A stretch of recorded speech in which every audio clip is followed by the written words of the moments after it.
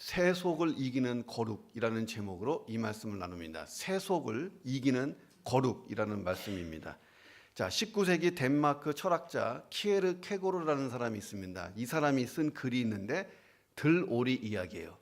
이 들오리 이야기를 통해서 세속화가 무엇인가에 대해서 이야기하고자 했습니다. 자, 이야기가 이렇게 시작됩니다.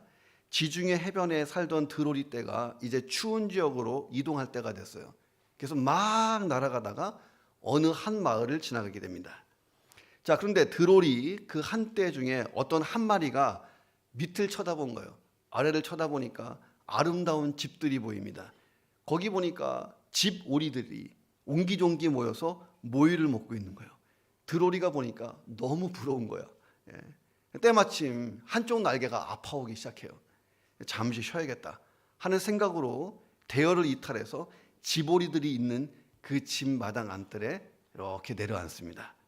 그러니까 집오리들이요, 이 들오리를 둘러싸고 융숭하게 대접을 했어요.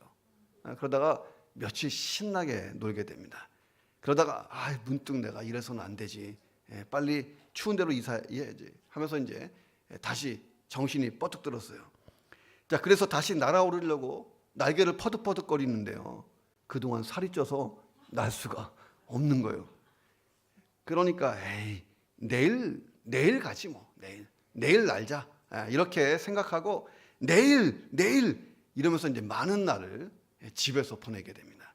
자, 그리고 몇 달이 지났어요. 어느 날 하늘에 들오리 떼들이 나타났어요. 아름다운 술을 놓으면서 쫙 날아가는 게 너무 멋있는 거예요. 정신이 번쩍 난 이 들오리가, 난 들오리지 집오리가 아니지, 날아오르려고 발버둥을 치는데 영영 날아오지 못했다 하는 얘기가 있어요. 자, 신앙생활하다 보면 종종 세속과 거룩, 여기 갈림길에 딱 설 때가 있다는 거예요. 이 세속을 선택하는 것은 쉬워요. 그런데 이 거룩을 선택하는 일은 상당히 어렵습니다. 그래도 내가 신앙이 있으니까, 양심이 있으니까 세속과 거룩의 양다리를 거쳐요. 근데 결국은 거룩 쪽에 있는 다리를 세속 쪽으로 옮기며 거룩한 삶으로부터 멀어지는 경우가 다반사다 하는 것입니다. 그런데 오늘 본문에 이 다니엘과 친구들이 세속을 이기는 거룩한 삶을 살았다는 거예요. 다니엘의 이런 거룩한 삶이 여전히 세속과 거룩에서 이 갈팡질팡하는 이 사람들, 여전히 거룩을 쫓지 못하는 사람들에게 상당히 신앙의 귀감이 되는 거예요. 왜 성경에 다니엘 이야기가 나올까? 하나님이 하시고자 하는 말씀은요, 거룩으로 세속을 이기라는 거예요. 이 사람의 대표적인 모델이 다니엘. 자, 다니엘이 어떤 사람인가? 자, 그를 알기 위해서는 기원전 605년으로 가보면 돼요. 이 다니엘은 유다 사람이었습니다. 유다라는 나라의 사람이었어요. 당시 국제 정세를 보니까 바벨론이라고 하는 대제국이 고대 근동을 다 집어삼키고 먹어치우는 그런 상황입니다. 남유다도 예외 없이 이 바벨론의 먹잇감이 돼버렸어요. 자, 그렇게 된 이유가 뭐냐? 성경이 얘기하는 거예요. 남유다가 하나님을 버렸다. 우상 숭배에 빠져서 허우적거렸다. 범죄는 난무하고 의인들은 억울한 피를 막 흘리고 죽임을 당하고 억울한 사람이 막 넘쳐나고, 이래서 하나님이 심판하신 거예요. 바벨론을 통해서. 자, 다니엘과 이 친구들, 이 세 친구예요. 세 친구가 바벨론 왕 느부갓네살의 1차 남유다 침략 때 포로로 끌려가요. 이때 누굴 잡아갔냐면 왕족, 귀족, 자녀들을 싹 다 데려갔어요. 자, 유다에 대한 하나님의 심판은요, 그 이후로 처절했습니다. 유다인들은 예루살렘 성이 함락되고 하나님의 성전이 불타고 유린당하는 아주 끔찍한 일을 보게 됐습니다. 왕이고 제사장이고 귀족들이고 정말 모욕당하고 죽고 패대기 쳐지고 포로로 막 끌려가는 것을 봤습니다. 평범한 사람들도요, 포로로 끌려가서 전 세계 사방으로 다 흩어져 버렸습니다. 자, 그러니까 포로 시대에 초기 유다인들이요, 충격과 공포 속에서 고통하면서 신앙이 다 흔들렸어요. 하나님 믿는 신앙이. 이때 몇 가지 질문이 생긴 거예요. 하나님은 타락한 우리를 영원히 버리셨는가? 이게 질문이었어요. 두 번째, 하나님은 이스라엘만 다스리는 신이신가? 아니면 지금 여기 바벨론에도 계시는가? 세 번째, 바벨론에게 남유다가 패망했으니까 하나님은 바벨론의 신들보다 약하신가? 이 세 가지 의문이 생긴 거예요. 우리가 딱 들으면요, 말도 안 되는 소리. 자, 이렇게 일축해 버릴 수 있지만 당시 유대인들에게는 이거 상당히 심각한 문제였습니다. 자, 이 세 가지 질문에 대해서 성경이 뭐라고 대답하느냐? 하나님은 그들을 버리지 않았다는 거예요. 예레미야의 예언처럼, 예레미야 선지자 예언처럼 70년이 지나서 이 포로 생활에서 해방되고 회복될 거예요. 70년은요, 징계 기간이에요. 자, 그 기간에 유다 백성들이 정결한 하나님의 사람들로 완전히 변화돼 버릴 거예요. 자, 그리고 끝까지 신앙을 지킨 사람들, 남은 자들이 다 예루살렘으로 돌아와서 다시 이스라엘을 건국할 것입니다. 자, 하나님은 바벨론뿐만 아니라 이 세상 어디에나 계시는 분이다. 자, 하나님이 바벨론 신들에게 패한 것이 아니라 유다를 심판하기 위해서 잠시 바벨론을 사용했다는 거예요. 자, 바벨론이 대제국을 이루었지만 100년도 못 가서 이 바벨론은 망해버려요. 누구에게? 바사 메대 왕국에게 쫄딱 망합니다. 심은 대로 거뒀어요. 하나님이 바벨론도 심판했다는 거예요. 자, 그렇지만 하나님 나라는 영원하다. 자, 이게 다니엘서의 핵심이에요. 자, 이런 성경의 대답을 삶으로 딱 증명한 사람이 다니엘이라는 거예요. 자, 다니엘은 바벨론 땅에 살았어요. 평생을. 소년 때부터. 그 땅에서 죽었습니다. 그런데 하나님의 선민으로서의 정체성을 잃지를 않았다는 거예요. 자, 바벨론에서 살 때에 다니엘 시대 때 바벨론이 망했어요. 그리고 메대와 바사가 나타났는데 메대 바사도 지나가고 페르시아 시대까지 살았어. 자, 근데 이 대제국의 왕들이 넘버원으로 삼았던 사람이 다니엘이에요. 수석 총리. 제국은 바뀌었어요. 다니엘의 주의는 유지됐어요. 이 역사적으로 되게 독특한 거예요. 나라가 바뀌면 이전 정치가들은 싹 다 모가지 치는 거죠. 그렇잖아요. 그런데 여기 이 다니엘은 세계 나라 3대 제국이 지나가는데 계속 수석 총리였습니다. 제국은 바뀌어도 다니엘의 지위는 유지됐다. 다니엘은 그때 꿈을 해석했고 미래를 예언하면서 대제국 왕들의 존경을 받았다는 거예요. 다니엘은 하나님을 모르는 이방인들에게 하나님은 영원하십니다. 천지 만물을 창조하시고 섭리하십니다. 절대 지존에 전능하신 하나님입니다. 이것을 삶으로 보여줬다는 거예요. 자, 다니엘이 어떻게 이 삶으로 증명했느냐? 방법이요, 거룩이었다는 거예요. 거룩. 다니엘은 세속의 땅 바벨론에 섞이지 않고 거룩한 삶을 살았다는 것입니다. 그로 인해서 우리가 반에서 읽어보세요. 시기받고 질투받고 모함받고 그러다가 사자굴에 막 던져지고 죽임당할 뻔했잖아요.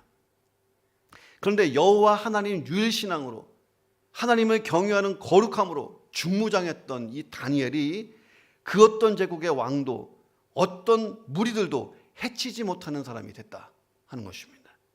자, 오히려 다니엘이 거룩하게 살았는데 이 거룩한 삶에 압도당했어요. 그래서 다니엘 앞에서 왕도 엎드리는 사건이 일어나요. 당장 3장까지만 가봐요. 느부갓네살이 다니엘 앞에서 무릎을 꿇어요. 놀라운 일이잖아요. 다니엘의 삶을 딱 요약하면 이거예요. 거룩으로 세속을 이겼다. 그런 삶이었다는 거예요. 자, 지금 한국 땅에 불고 있는 반기독교 정서, 과거 어느 때보다 진짜 심각합니다. 이 젊은이들 사이에서 나 교회 다녀 그러면 헐? 덜덜 깜짝깜짝 놀라잖아요. 깜놀 막 이러잖아요. 자, 왜 이렇게 됐냐는 거예요. 이 세상 사람들보다 더 세상 사람 같은 기독교인이 넘치기 때문에 그렇다는 거예요. 저는 그래도 이 세상 사람들보다는요, 기독교인들의 삶이 훨씬 낫다고 봐요. 아무리 욕을 해도 대한민국의 구제사역, 이웃돕기 100% 중에요, 교회가 내는 돈이 70%예요. 교회가 갑자기 구제 중단하면 망해버립니다. 다만 드러나지 않아서 그래요. 자, 그럼에도 불구하고 반기독교 정서가 막 일어나는 이유가 뭐냐는 거예요. 세상 사람들이 이렇게 생각해요. 적어도 기독교인은 교회 다니는 사람은 나보다 나아야 되지 않냐, 이렇게 생각하는 거예요. 자, 그래서 언론에서 이 크고 작은 기독교 문제들만 나왔다 그러면요, 매우 큰 반응이 막 일어납니다. 우리가 우습게 말로 도찐개찐이라는 말이 있어요. 도진개찐. 도찐개찐, 도진개찐이에요 원래는. 해석하면요 간단해. 이거나 저거나 이런 뜻이에요. 신자나 불신자나 그 사람이 그 사람이면 신자에게서 거룩이 아닌 세속만 보이면 이 둘 사이에 무슨 차이가 있냐는 거예요. 저와 여러분은 예외일까? 아마도 아닐 거라는 거예요. 그래서 우리가 다니엘에게 이 세속을 이기는 거룩한 삶을 배워야 할 줄로 믿습니다. 자, 세속을 이기는 거룩한 삶. 자, 이거 어떻게 이룰 수 있냐는 거예요. 첫 번째는 마음으로 확정하고 입으로 선포합니다. 이게 중요해요. 마음으로 확정하고 입으로 선포하면 거룩해질 수 있다는 거예요. 자, 이 바벨론이 진짜 광대한 대국이에요.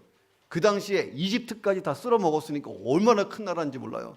이집트도 다 무릎 꿇었으니까. 자, 근데 이 광대한 제국을 일정 수준에서 무리 없이 유지하기 위한 계획이 있었어요. 그건 뭐냐면 포로로 끌려온 사람들에게 대해서 상당히 자유와 혜택을 주는 거예요. 자, 바벨론이 모든 땅을 정복했으니까 더 이상 전쟁이 없었어요. 자, 이 바벨론은 어떻게 보면요 기회의 땅이에요. 풍족하고 넉넉한 땅. 자, 남유다 사람들도 포로로 끌려왔어요. 그런데 시간이 지나니까 이방 문화에 급속히 동화되기 시작합니다. 하나님의 택한 백성, 선민이라는 자존감, 정체성 이게 다 망각되기 시작했어요. 70년이 지났어요. 70년이 지나서 페르시아의 고레스 왕이 너희 포로들은 다 본토 예루살렘으로 돌아가도 된다 했어요.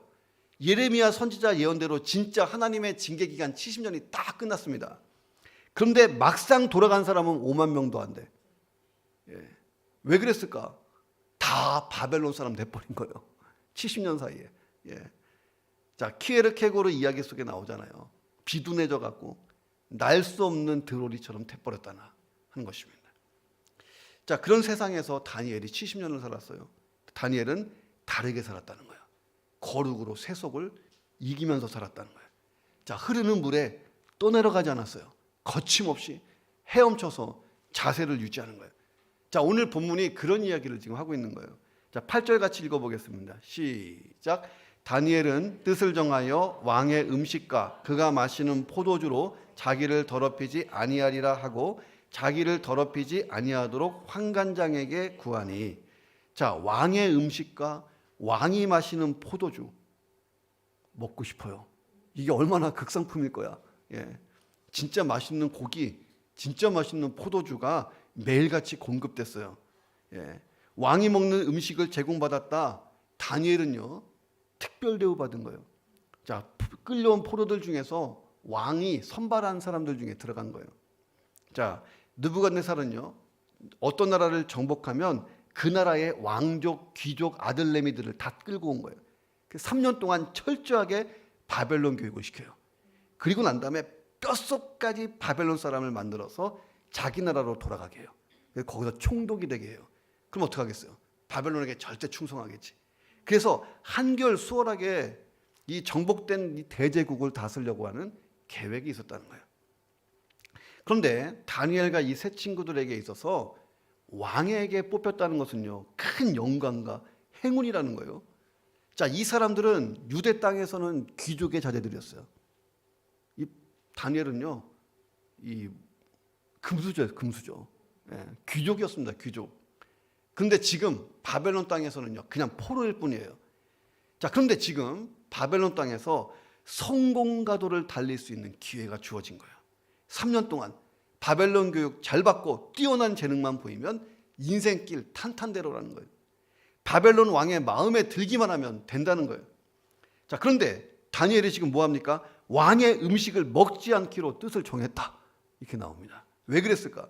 이 왕의 음식들 중에 하나님의 율법이 허용하지 않는 부정한 음식이 있었어요.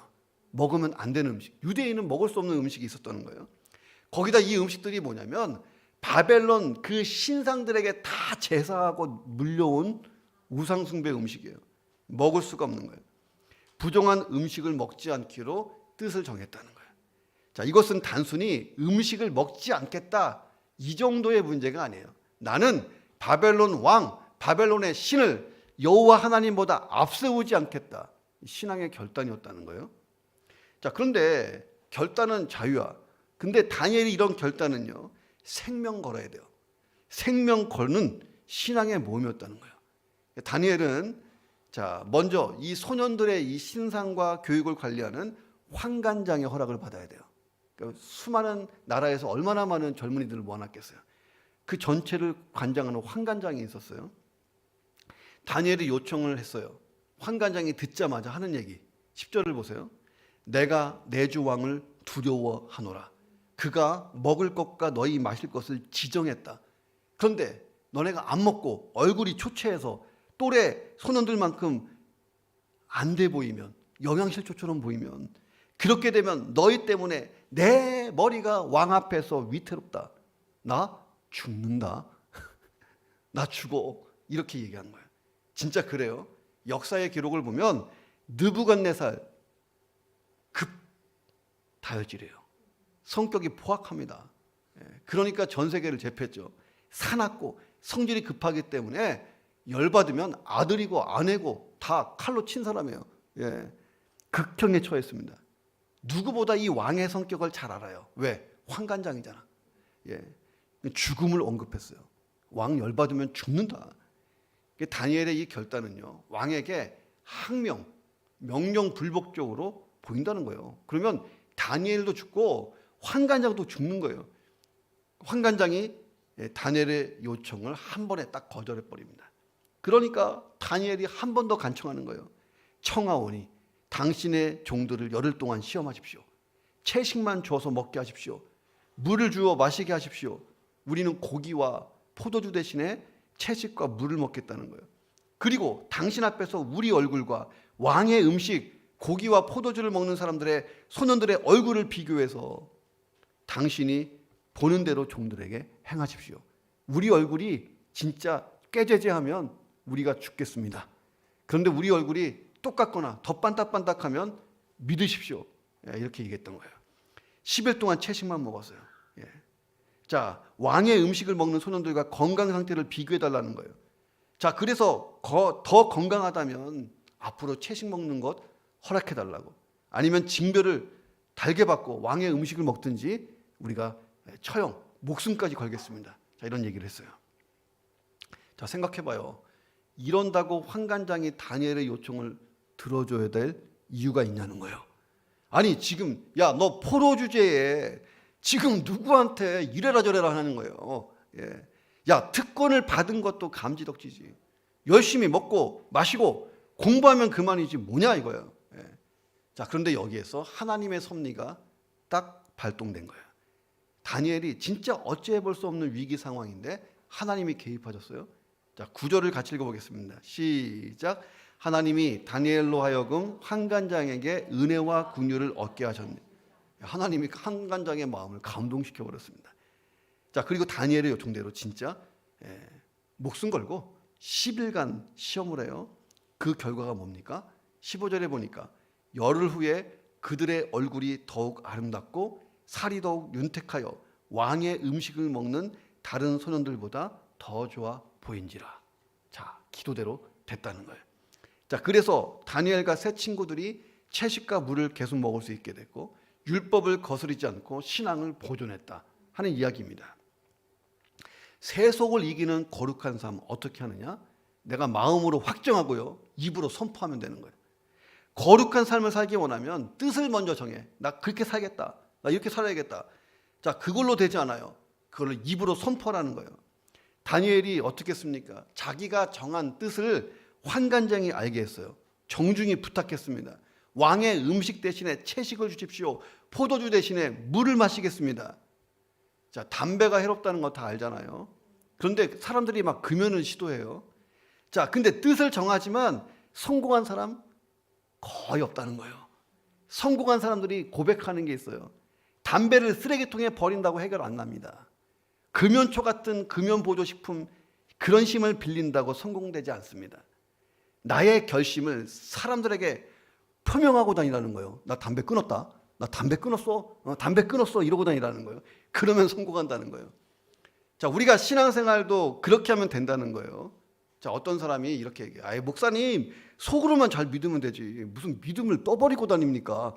이렇게 얘기하지만 그렇지 않다는 거예요. 자, 오늘부터 일주일만 딱 해보세요. 누구든지 만나면 제가요 그리스도인입니다. 저 동경복음교회 다니는 집사입니다. 저는 권사입니다. 저는 장로입니다. 저는 교회 한 30년 다녔습니다. 이러고 다녀보세요. 그때부터 변해요. 나의 신앙적 결단을 표명해봐. 어디 나가서 교회 다닌다는 얘기 싹 숨기고 슬그머니 앉아있으니까 안 변하는 거예요. 이 한결 쉽게 거룩함을 유지할 수 있다는 거예요. 다 보고 있으니까 다. 저는 어디 가면 그냥 목사라고 처음부터 얘기를 해요. 사람들이 뒤늦게 알면 배신감 느끼잖아요. 저는 목사입니다. 처음부터 딱 얘기해요. 다니엘이 그렇게 하지 않았다면 어떻게 됐을까? 어떻게 됐을까? 어느 순간 부정한 음식을 먹고, 자, 그 결과 타락한 바벨론의 삶에 그냥 푹 쩔어서 살게 됐을 거라는 거예요. 심하면 여호와 하나님만 절대적으로 섬기는 이 신앙에서 멀어질 수도 있었다 하는 것입니다. 한 사무실에서 아주 오랫동안 근무했던 두 사람이 교회에서 만났어요. 이게 큰 교회였어요. 여의도 순복음교회처럼. 그동안 같은 교회 다녔는데요, 만날 일이 없었어요. 교회가 너무 크니까 서로 만났어요. 우연히 교회에서. 깜짝 놀랐어요. 당신도 교회 다녔어요? 자, 이렇게 물어봤다는 거예요. 그 얘기는 뭐예요? 그럴 만한 사람으로 보이지 않는다는 거예요. 너도 교회 다녔어? 이렇게 된 거예요. 나는 어떠냐는 거예요. 자, 이제 뜻을 정하고 선포하라는 거예요. 내가 거룩한 사람입니다. 이렇게 삽니다. 살겠습니다. 선포해보라는 거예요. 자, 저와 여러분이 거룩으로 세속을 이기는 사람 돼서 하나님께는 영광이 되고 이 세상을 좀 변화시키는 그런 사람 되기를 주의 이름으로 축원합니다. 자, 세속을 이기는 거룩한 삶 어떻게 이룰 수 있을까? 두 번째는 타협과 합리화, 이거 경계해야 된다는 거예요. 타협, 합리화, 이거 경계하라는 거예요. 자, 그리스에 국경일이 있는데 재미있고 좀 독특한 국경일이 있어요. 그 국경일의 이름이 오히데이예요. 오히데이. 자, 10월 28일입니다. 자, 이 오히라고 하는 단어는 헬라어예요. 아니요, 안 돼, 이런 뜻입니다. 오히. 영미권에서는 이날을 No Day라고 이렇게 부릅니다. 자, 그리스 국민들은 이날을 국가의 신앙적, 도덕적 자존심을 지킨 날로 기억하고 있습니다. 자, 2차 세계대전이 막 일어나기 초기예요. 초기. 1940년 10월 28일 새벽 3시. 자, 이탈리아의 독재자 무솔리니가 그리스에 이탈리아 육군이 진입하도록 허용하라고 통첩을 합니다. 일부 도시는 내가 점령하겠다고 최후 통첩을 보냈어요. 자, 그런데 그리스 지도자 메타크사스가요, 주저없이 오히 이렇게 딱 외쳤습니다. 안 돼, 싫어. 자, 이 소식을 들은 그리스 국민들이요, 거리로 다 뛰어나왔어요. 주먹을 꽉 쥐고 하늘로 들면서 오이 오이 막 이렇게 전국이 막 난리가 난 거예요. 들썩들썩. 자, 그 뜻에 힘을 싣고 저항하기 시작했습니다. 결국 그날 새벽 이탈리아 무솔리니가요, 그리스를 침략했고 안타깝게도 그리스가 2차 세계대전 동안에 끝날 때까지 이탈리아의 지배를 받습니다. 그런데 그리스의 주권을 뺏기던 날 거리에서 오히를 외친 국민들 대다수가요, 무장저항 운동에 뛰어들어요. 끝까지 저항을 하게 됩니다. 그렇게 전쟁이 끝날 때까지 이 저항을 멈추지 않았던 정신을 기리기 위해서 오히데이 10월 28일을 국경일로 지정했다 하는 것입니다. 자, 그리스도인, 내가 정말 하나님의 자녀라면 세상을 향해서 오히 오히 하고 외칠 수 있는 사람이라는 거예요. 자, 세속을 이기는 거룩함을 잘 유지하려면 타협, 합리화, 이거 경계해야 된다는 거예요. 왜냐하면 그게 멸망의 지름길이라는 거예요. 다니엘은요, 포로였잖아요. 자기 마음대로 할 수 있는 자유가 하나도 없어요. 당시 왕이 명령했다, 누구도 거부할 수 없습니다. 종교의 자유 없었어요. 신상에게 막 절하고 그런 시대잖아요. 그런데 다니엘과 이 친구들이 여호와의 신앙을 포기하거나 우상 숭배와 우상 종교와 타협하지 않았다는 거예요. 목숨을 걸고 신앙의 절개를 지켰어요. 자, 신앙을 지키는 데 있어서 어떤 상황, 형편, 환경을 핑계 삼지 말아야 된다는 거예요. 필요하면 목숨까지 거는 거예요. 물론 하나님께서요, 각 사람이 감당할 만큼의 분량만 허용하세요. 목사, 저는 순교 못해요. 안 시켜. 하나님이 안 시켜. 각 사람에 맞게, 분량에 맞게끔 주신다는 거예요. 자, 우리가 존경하는 고 주기철 목사님 있잖아요. 신사참배 거부하다가요, 순교했어요. 자, 신사참배를 거부하지 못하고 타협하고 합리화하고 그걸 수용했던 한국 교회들이 있어요. 치명타를 입습니다. 타협과 공존이라는 명분하에 비굴하게 순응을 했는데 이게 엄청난 일이 벌어졌어요. 교회 앞에 마당에다요, 가증한 신사를 세워야 했어요. 거의 위기에 부딪혔습니다. 자, 그런데 우리 교회 6대 단임 목사님이셨던 일본인 오다 나라지 목사님이요, 목숨을 걸고 이에 대해서 발언을 했잖아요. 그것도 한국 땅에서 1937년 평안북도를 순회 전도하고 있었어요. 이 오다 나라지 목사님은요, 한국 선교사 비전을 받고 일본 분이 한국 가서 전도했어요. 탄강촌 가서. 자, 평안북도를 순회하면서 신사참배는 국민은혜가 아닙니다. 신사참배는 종교행위입니다. 이렇게 역설했어요. 그 결과 조선 총독부에 끌려갔잖아요. 엄청나게 고문받고 일본으로 추방당했어요. 자, 그리고 기도하는 중에 우리 교회 담임 목사님으로 왔잖아요. 야, 우리 교회가요, 어깨 피고 다녀도 돼. 이런 목사님이 6대 목사님이었어요. 자, 다니엘과 친구들이요, 왕의 음식과 포도주는 그냥 음식 아니냐, 음식일 뿐이다, 이렇게 생각하면서 타협하고 합리화하고 먹고 마셨다라고 가정을 해보세요. 자, 좀만 지나가면요, 느부갓네살이 세운 금신상, 절 안 하면 죽어요. 이 상황에서 또 타협했을 거예요. 또 합리화했을 거예요. 야, 지금 절하고 목숨을 잃느니 훗날을 도모하자, 절하자, 마음으로는 거부하자, 이랬을 거예요. 자, 또 3장 지나가면요, 다니엘이 사자굴에 들어갔잖아요. 다니엘이 이 사자굴에 못 들어갔을 거예요. 또 이렇게 생각했을 거예요. 지금 일단 이 정적들의 위협을 피하자, 그리고 복수할 기회를 만들자, 왕이 내 편 아니냐, 한번 해보자, 이렇게 했을 거예요. 자, 이런저런 타협했다면요, 오늘날 우리가 존경하는 다니엘 탄생하지 않았다는 거예요. 자, 저는요, 주기철 목사님께서 순교하시기 전에 옥중에 계실 때에 사모님이 면회 갔어요. 면회 가서 남편에게 하신 말씀을 잊을 수가 없어요. 다큐멘터리 나오잖아요. 모진 고문으로 신음하고 있는 남편에게 이런 말씀을 하셨어요. 여보, 당신은 조선 기독교를 대표해서 순교하셔야 됩니다. 이게 아내가 남편에게 할 얘기 나는 거예요. 당신은 순교하셔야 돼요. 조선 기독교를 대표하셔야 됩니다. 감히 상상이나 되냐는 거예요. 자, 그런 순교와 피 흘림이 있었기 때문에 조선교회는 보존됐다 하는 거예요. 자, 그런데 오늘날 얼마나 쉽게 타협하고 얼마나 쉽게 합리화하는 신앙생활을 하고 있냐 하는 것입니다. 나에게 조금만 유익이 되면, 아니면 조금이라도 해로움이 있으면요, 이 타협하고 합리화하고 방관하기도 하고 구경꾼으로 막 전락하고 이러잖아요. 자, 거대 제국에 포로로 끌려갔어요. 근데 큰 특권을 받았어요.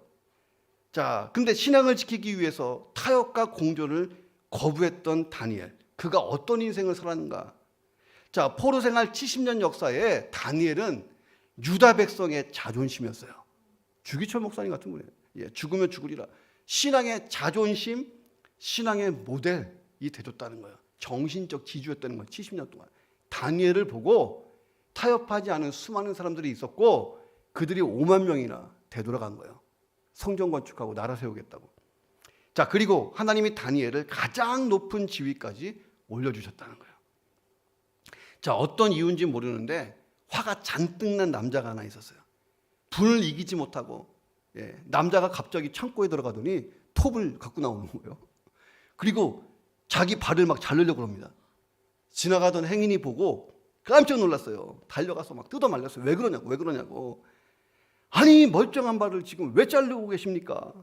남자가 막 씩씩거리면서 대답하는 거예요. 이 발이요, 자꾸 내가 원하지 않는 곳으로 가려고 합니다. 남자의 이 말을 듣고 지나가던 행인이요, 한마디 남기고 다시 자기 길을 갔어요. 내가 살다 별 미친놈을 다 봤다 했다는 거예요. 누가 봐도 미친 사람 아니에요. 톱으로 자기 다리를 자르려고 하니까.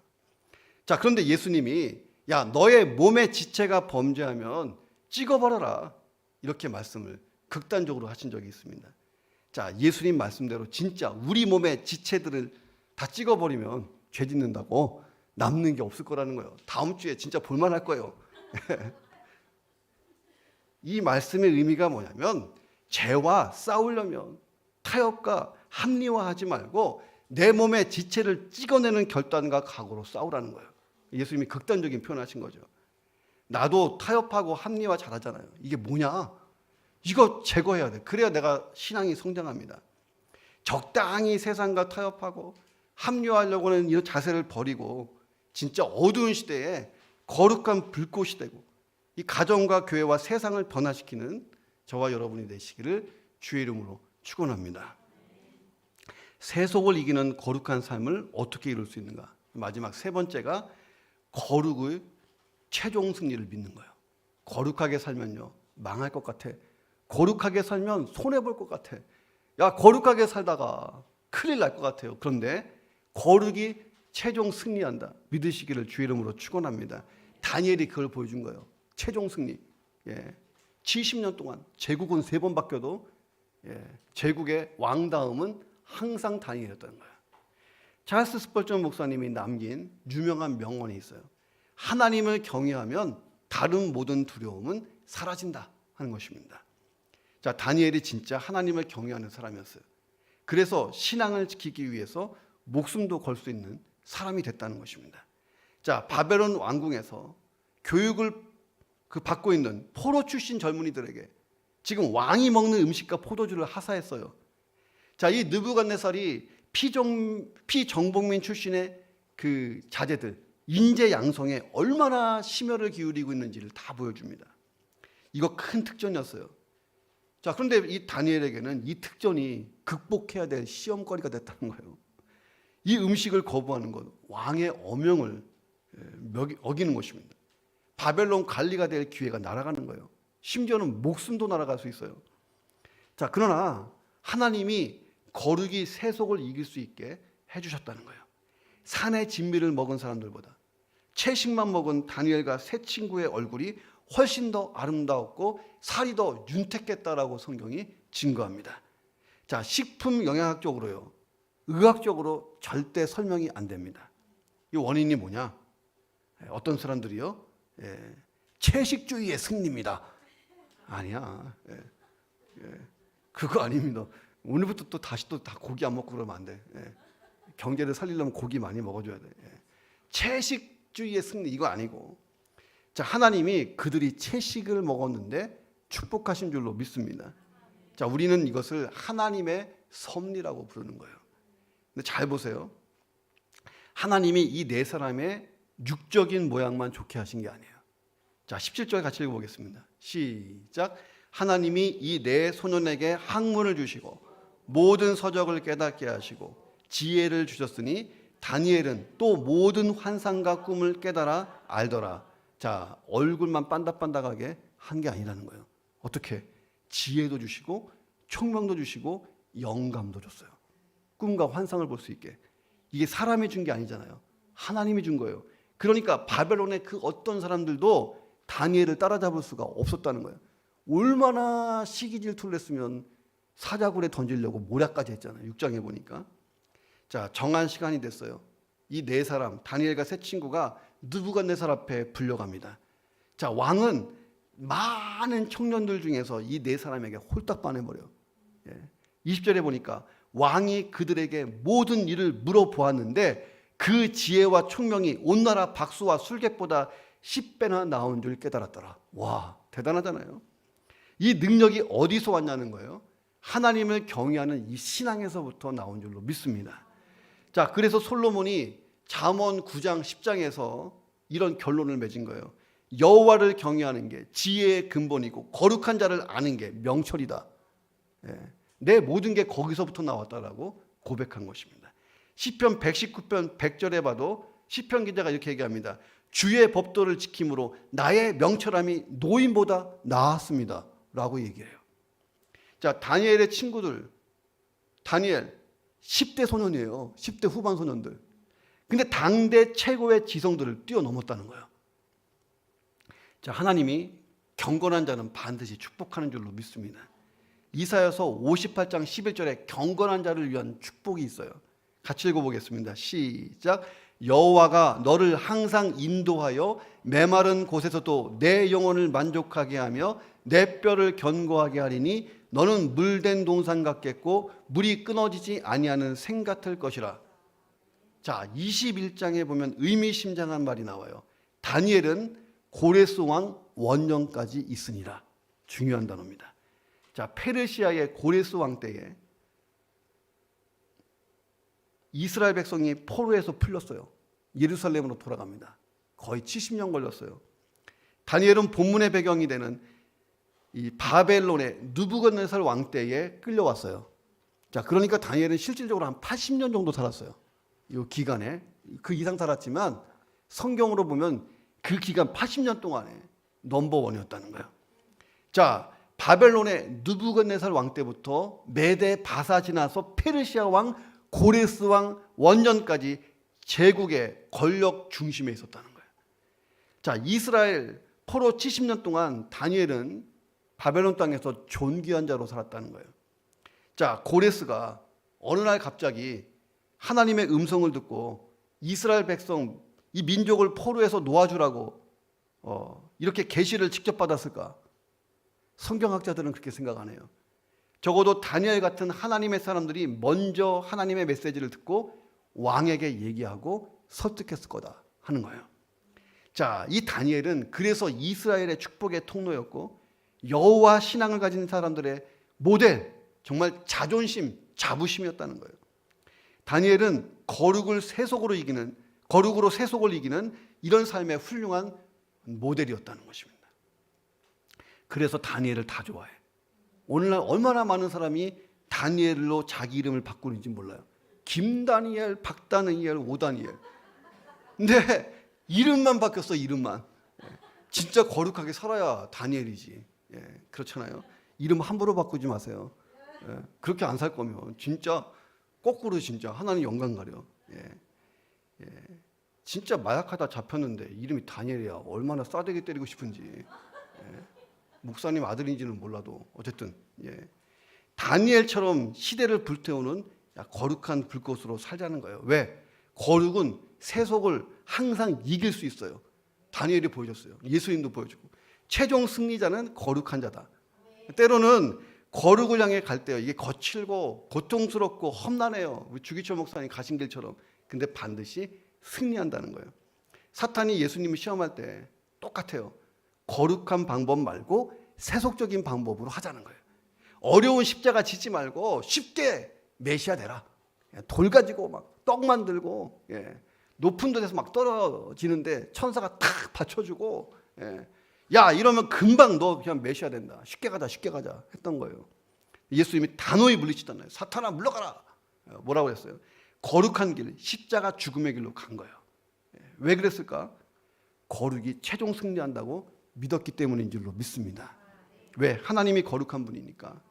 자, 그러니까 우리가 하나님을 경외함으로 영육의 강건함을 입고 세속을 이기는 거룩한 사람, 그렇게 사셔야 됩니다. 그래서 하나님께 영광되고 모든 사람에게 축복이 되는 사람 되기를 주의 이름으로 축원합니다. 기도하겠습니다. 하나님, 세속을 이기는 거룩한 삶을 살기를 간절히 갈망합니다. 내가 마음으로 거룩하게 살겠다고 확정하고 여기저기에 다 입으로 선포하고 책임을 다하게 하여 주옵소서. 타협, 합리화 하나님 경계하게 하시고 버리게 하여 주옵소서. 거룩이 최종 승리하는 것입니다. 내 인생을 하나님 붙들어 써주시옵소서. 통성으로 한번 기도하겠습니다. 하나님 아버지 감사합니다. 우리가 다니엘처럼 살기를 원합니다. 우리가 살고 있는 시대에 바벨론 제국보다도 더 타락하고 더 더럽고 더 불신자가 넘치고 하나님을 경외하지 않는 아버지 하나님, 정말 하나님의 이름이 땅에 떨어진 하나님, 그러한 타락한 시대를 살고 있습니다. 이 시대에 다니엘이 필요합니다. 세속을 거룩을 이길 수 있는 사람이 필요합니다. 하나님, 내가 마음으로 거룩을 확정하고 하나님 입으로 선포하는 자, 아버지 거룩한 삶을 작정하는 자가 되어서 하나님 세상에서 변화를 가져오게 도와주옵소서. 내 가정도 변화시키고 세상을 변화시키게 하여 주옵소서. 타협과 합리화를 아버지 경계하게 하여 주옵소서. 하나님 섞이지 않게 하여 주옵소서. 하나님 불꽃처럼 살게 하여 주옵소서. 거룩한 최종 승리를 믿습니다. 거룩은 승리합니다. 하나님이 거룩하시기 때문입니다. 거룩을 잃지 아니하도록 붙들어 주시옵소서. 채워 주옵소서.